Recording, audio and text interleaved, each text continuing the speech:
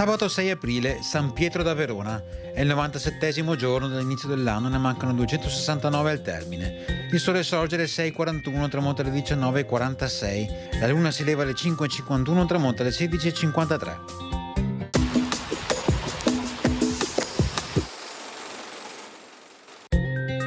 Bellunesi, Feltrini e Padovani, alleati nella guerra contro Treviso, conquistano il castello di Mirabello e lo demoliscono. Sorta per una questione di confini, la guerra durò 7 anni, culminando nella battaglia di Cesana.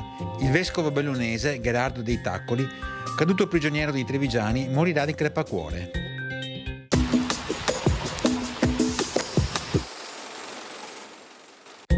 Le previsioni per domani: tempo stabile con cielo in prevalenza sereno, nelle ore più fredde non escluse locali riduzioni della visibilità in pianura, temperature ancora in aumento.